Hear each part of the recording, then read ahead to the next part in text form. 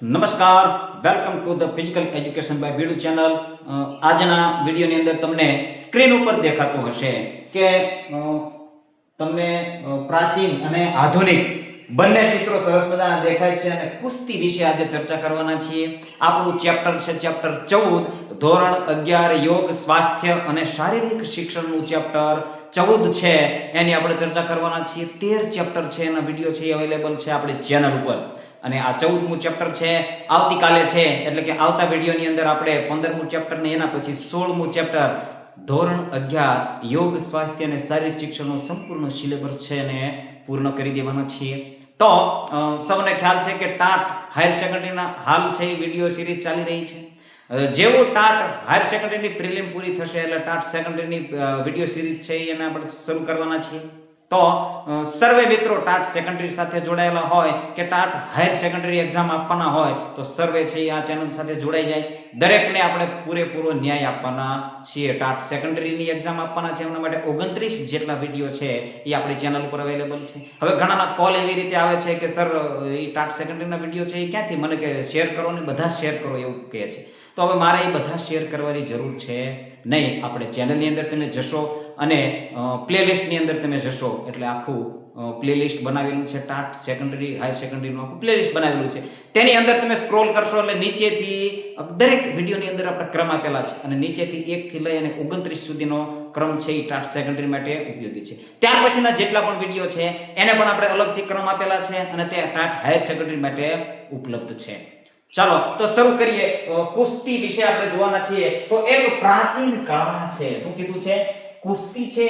કુસ્તી છે એક પ્રાચીન કળા છે અને આધુનિક રમત છે. જો આ આધુનિક રમત છે તમે જોઈ શકો છો અને આ એક પ્રાચીન કળા છે.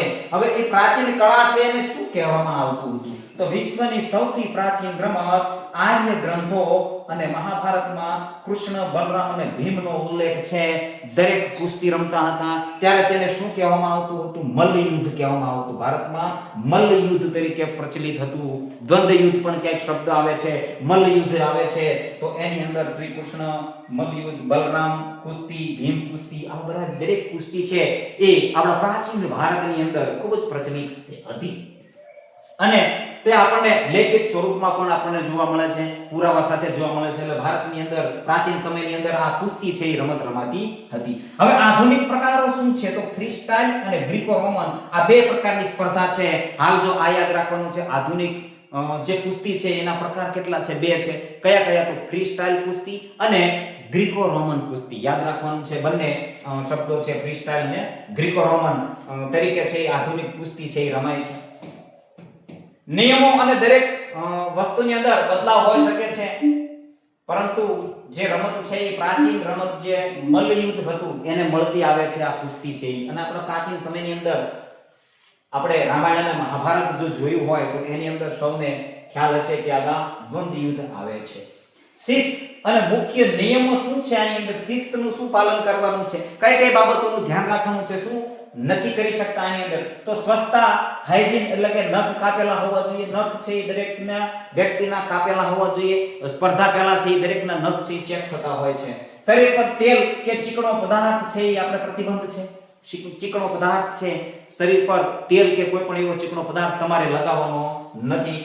સમય શું છે? તો 3 મિનિટના 2 રાઉન્ડ છે. વચ્ચે 1 મિનિટનો વિરામ આવે છે. 2 રાઉન્ડ છે 3 મિનિટના અને વચ્ચે 3 મિનિટ પૂરી થાય એટલે 1 મિનિટનો વિરામ આવે છે. ત્યારબાદ સમાનતા શું છે? તો વજન અને વયની કેટેગરી મુજબ જ સ્પર્ધા થાય છે. તો આ સમાનતા છે કે વજન સરખા વજન કેટેગરીની અંદર અને વય કેટેગરીની અંદર સ્પર્ધા થાય છે. તો બંનેની અંદર જે વય જૂથના ખેલાડીઓ છે એ જ ભાગ લે છે. જે વજન કેટેગરીના ખેલાડીઓ છે એ જ વજન કેટેગરીની અંદર ભાગ લઈ શકે છે. સલામતી શું રાખવાની છે? સેફટી શું રાખવાની છે? હરીફને ઈજા પહોંચે તેવા દાવ, ગળું દબાવવું, હાડકું તોડવું પર સખત મનાય છે. આ સિવાયના ઘણા પણ છે, ગળું દબાવવું, હાડકું તોડવું કે એવી કોઈ શારીરિક ઈજા થાય એવા દાવ તમારે આની અંદર લગાવવાના નથી. હાનિ પહોંચે, સામેના ખેલાડીને પહોંચે કે પોતાને પહોંચે એવી રીતે કોઈ પણ પ્રકારનો દાવ છે એ કુસ્તીમાં લગાવવાનો નથી. એ સંપૂર્ણ રીતે પ્રતિબંધ છે. ચાલો હવે આવે છે મેદાન. મેદાન છે કુસ્તીનું મેદાન અને ગણવેશ કઈ રીતનો હોય છે? તો આ તમે જોઈ શકો છો, આવી રીતે ચોરસ મેદાન દોરવામાં આવે છે અને એની અંદર સર્કલ બનાવવામાં આવે છે. એક સર્કલ, બીજું સર્કલ અને વળી પાછું નીચે નાનું સર્કલ, આવી રીતે. તો 12 બાય 12 નું આખું જે છે એ ચોરસ નેટ બનાવવામાં, આ છે એ કેટલું બનાવવામાં આવે છે? 12 બાય 12 મીટરનું. અહીંયા એરો આપ્યો છે, પરંતુ આ છે 12 બાય 12 મીટરનું ચોરસ બનાવવામાં આવે છે. લડવા માટેનું મધ્યવર્તુળ, તો અહીંયા છે એ ખેલાડી લડવા માટે તૈયાર થાય છે. ચલો આની અંદર બીજું છે ને, પરંતુ આ જે લાઈન છે, સર્કલ છે, એ એનું અંતર સેન્ટર થી 9 મીટરનું હોય છે. કેટલું હોય છે? 9 મીટરનું હોય છે. આ જે અંતર છે આનું 7 મીટરનું હોય છે. કેટલું હોય છે? 7 મીટર. અહીંયા અને આ વચ્ચેનું અંતર 1.5 મીટર, એટલે 1.5 મીટર જેટલું અહીંયાથી અંતર થતું હોય છે. 1.5 મીટર આ બાજુ, 1.5 મીટર આ બાજુ, 9, 1.5 મીટર 3, એટલે 10, 11 ને 12. તમે એવી રીતે ગણતરી કરો, તાર્કિક રીતે ગણતરી કરો તો પણ એનો જવાબ આવી જશે. 9 મીટર છે, આ 1.5 મીટર આ બાજુ અને 1.5 મીટર આ બાજુ, કુલ થયું 3 મીટર. 3 મીટર, 9 ને 3 12 મીટર. 12 બાય 12 નું ચોરસ મીટર છે. ખ્યાલ આવે છે? તો આવી રીતે. અને હળવા અને નરમ શૂઝ જે છે, લાઇટ એન્ડ સોફ્ટ શૂઝ, કુસ્તીના સ્પેશિયલ શૂઝ આવે છે, તો એ તમે વાપરી શકો છો. લાલ અથવા વાદળી રંગનો કોસ્ચ્યુમ છે એ ફરજિયાત છે. એક ખેલાડી લાલ કોસ્ચ્યુમ પહેરે છે તો સામેના ખેલાડીએ બ્લુ કોસ્ચ્યુમ પહેરવો ફરજિયાત છે. ખિસ્સામાં રૂમાલ રાખવો ફરજિયાત છે. શું કીધું છે? ખિસ્સામાં તમે રૂમાલ રાખવો ફરજિયાત છે. અને મેન્ડેટરી ઓકે, એ અંગ્રેજીમાં લખેલું છે કે રૂમાલ છે એ ફરજિયાત તમારે રાખવાનો છે, આવું કીધેલું છે. ચાલો, હવે જે આવે છે વય જૂથ કેટેગરીઓ છે, એની ચર્ચા સાથે સાથે કરવાની છે. સરસ મજાનો કોઠો આપેલો છે. તો વય જૂથ અને સમય મર્યાદા, દરેક વય જૂથ માટે સમય મર્યાદા કેટલી છે, કઈ છે, શું એની અંદર તફાવત છે? તો શાળાના ખેલાડીઓ એટલે કે સ્કૂલના ખેલાડીઓ માટે એજ લિમિટ છે એ 14 થી 15 વર્ષની છે. કેટલી છે? 14 થી 15 વર્ષની છે. રમતનો સમય શું છે? લાગુ પડતું નથી. આની અંદર રમતનો સમય છે એ લાગુ પડતો નથી. કદાચ લાગુ પડતો નથી. 14 થી 15. સબ જુનિયર છે ખેલાડી, તો 16 થી 17 વર્ષની કેટેગરી છે. 2 મિનિટના 2 રાઉન્ડ છે અને વચ્ચે 30 સેકન્ડનો વિરામ આપે છે. જેવી રીતે આગળ આવશે તે 3 મિનિટના 2 રાઉન્ડ છે અને વચ્ચે 1 મિનિટનો વિરામ છે. એવી રીતે 2 મિનિટના 2 રાઉન્ડ છે અને વચ્ચે 30 સેકન્ડનો વિરામ છે. કોના માટે? સબ જુનિયર ખેલાડીઓ માટે. 16 થી 17 વર્ષની કેટેગરી છે.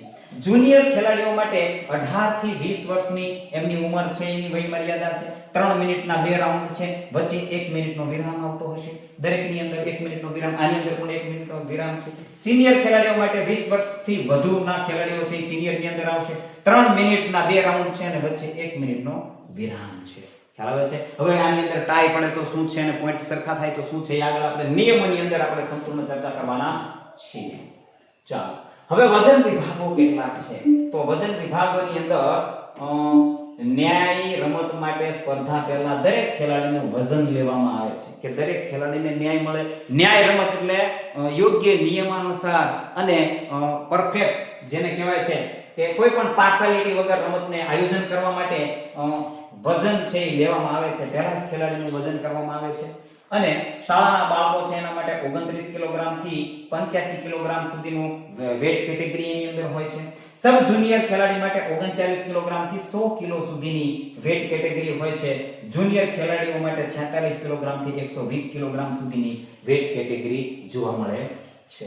તો આવી રીતે જે કેટેગરીની અંદર ખેલાડી પાર્ટિસિપેટ થાય છે તો તે ખેલાડીનું વજન સ્પર્ધા પૂર્વે કરવામાં આવે છે.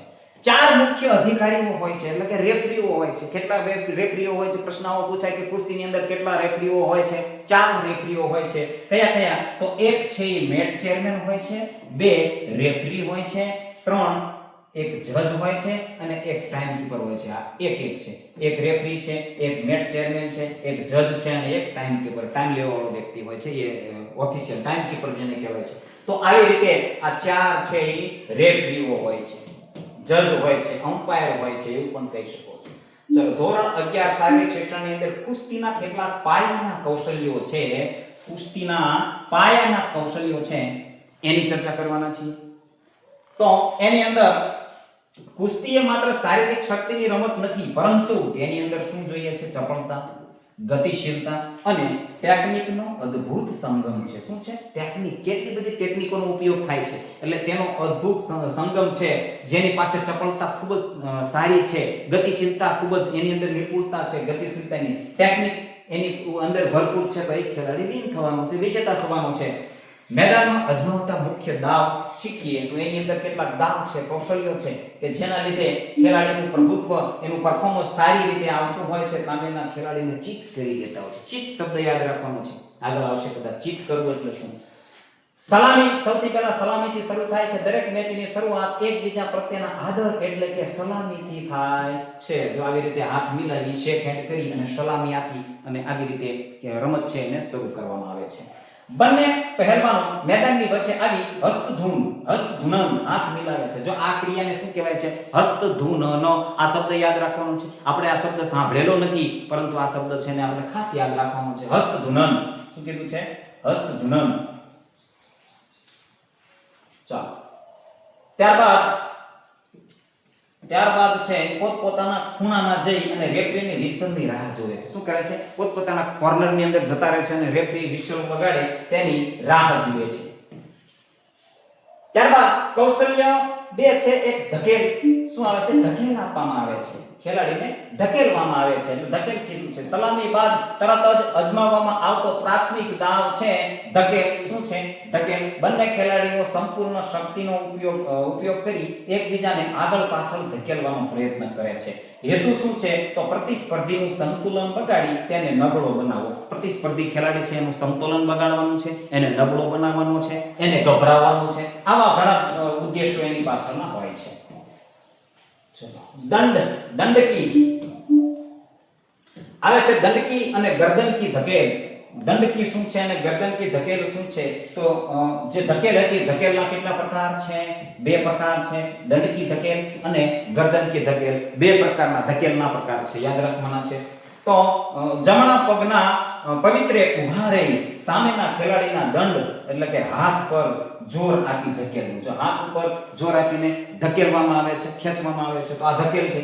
ગરદનકી ધકેલ તો બંને હાથની આંગળીઓ જો અહીંયા રાખવામાં આવે છે. ગરદન ઉપર આવી રીતે ખેલાડી સામે રાખતા હોય છે, જોયું હશે. તો એ બંને હાથની આંગળીઓ સામેના ખેલાડીની ગરદન પાછળ પરોવી પોતાના તરફ ખેંચે છે, પોતાની તરફ ખેંચે છે. આની અંદર ધક્કો મારે છે. ચાલો. તો આ 2 પ્રકારની ધકેલ છે. ત્યારબાદ ખડી ડંકી અને બેઠી ડંકી. ખડી ડંકી અને બેઠી ડંકી આ પ્રકારના 2 દાવ આવે છે. ખડી ડંકી, ખડી એટલે ઊભા રહેવું, બેઠી એટલે બેસવું. બેઠા ડંકીનો દાવ કરો, ઊભા ડંકીનો દાવ કરો.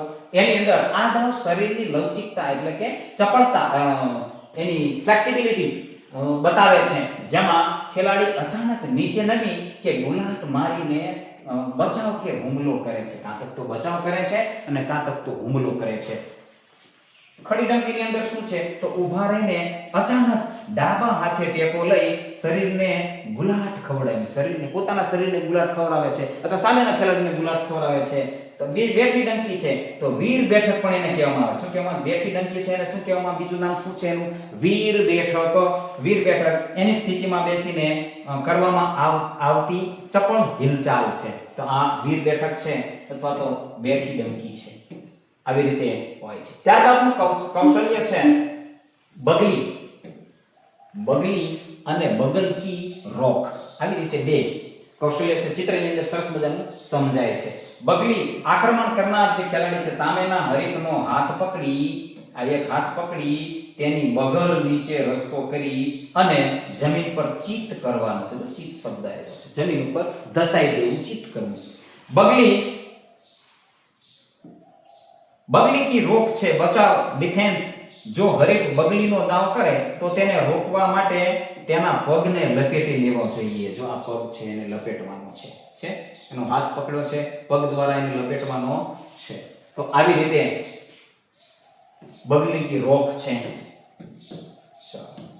ત્યારબાદ ખડી ટાંગ અને બેઠી ટાંગ. આવા 2 કૌશલ્ય આપણા પાઠ્યપુસ્તકની અંદર આપેલા છે. ખડી ટાંગ અને બેઠી ટાંગ. તો ખડી ટાંગ અને બેઠી ટાંગ છે જ્યારે હરીફ પાછળથી કમરમાંથી પકડે ત્યારે બચાવ બચાવ જે કરે છે અને વળતા હુમલા માટે આ પ્રચલિત દાવ છે ખડી ટાંગ. એનો પગ છે એને પગ દ્વારા છે એ ટાંગને જમીનથી બેલેન્સ એનું છોડાવી અને નીચે પછાડવાનું હોય છે. એક્શન શું છે તો પોતાના પગ વડે હરીફના પગમાં આંકડો ભીડાવી ટાંગ મારી તેનું સંતુલન તોડી તેને જમીન પર પછાડવાનું છે. પગ દ્વારા સામેના ખેલાડીના પગને છે એ તમારે ખેંચવાનો છે અથવા તો ઝાટકો મારવાનો છે અને એને ચિત્ત કરવાનો છે. એટલે ખડી ટાંગ છે, બેઠા બેઠા કરો તો બેઠી ટાંગ છે, ખડે ઊભા ઊભા કરો તો ખડી ટાંગ છે. તો આ બે પ્રકાર છે ટાંગના. ચલો ત્યારબાદ હાથ કા ગલખોડા. કૌશલ્યનું નામ છે હાથ કા ગલખોડા. તમે ચિત્રની અંદર સરસ રીતે જોઈ શકતા હશો. આવો દાવ તમે જોયો પણ હશે. કદાચ આ નામ જોઈ ન ખ્યાલ પણ ચિત્ર જોઈને વધારે યાદ રહે છે. હાથ કા ગલખોડા. હરેકની ગરદન પર પોતાનો જમણો હાથ વીંટાળવાનો છે. ગરદન ઉપર જમણો હાથ વીંટાળવાનો છે. એની ગરદન છે એને બિલકુલ આ જે ભાગ છે ગરદનનો એ દબાઈને એવી રીતે હાથ છે એને પકડ લેવાની છે. બીજા હાથની મદદથી બગલમાંથી પકડ મજબૂત કરવાની છે. બીજો હાથ છે બગલમાંથી પકડ છે એ મજબૂત કરવાની છે. ગરદન અને બગલી આ મજબૂત પકડ દ્વારા હરીફ પર સંપૂર્ણ નિયંત્રણ મેળવવામાં આવે છે. સંપૂર્ણ નિયંત્રણ મેળવવામાં આવે છે એની અંદર. અને આને શું કહેવાય છે હાથ કા ગલખોડા. ઘોડા નહીં પણ ગલખોડા. ખ આવશે અહીંયા. શું આવશે? ગલખોડા. યાદ રાખજો ગલખોડા છે. હાથ કા ગલખોડા. ચાલો તો આવા કેટલાક કૌશલ્યો આપણા પાઠ્યપુસ્તકની અંદર છે. કુસ્તી માટે માત્ર શારીરિક ક્ષમતા જ નહીં પરંતુ માનસિક એકાગ્રતા પણ અત્યંત જરૂરી છે. નિયમિત અભ્યાસ અને શિસ્તની આ કૌશલ્યમાં નિપુણતા મેળવી છે.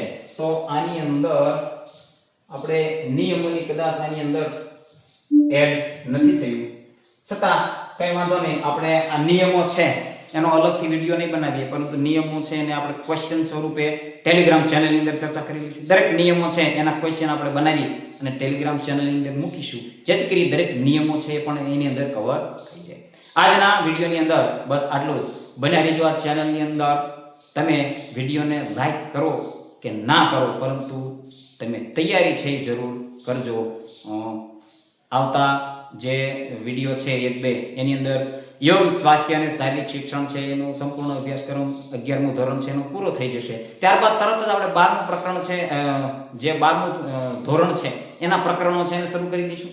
એના લગભગ 15 જેટલા ચેપ્ટર છે અને એ 15 ચેપ્ટર છે એને ઝડપથી આપણે કવર કરી લઈશું. એક્ઝામની ડેટ આવે એ પહેલાં આપણે સંપૂર્ણ સિલેબસ છે એ કવર કરવાનો છે.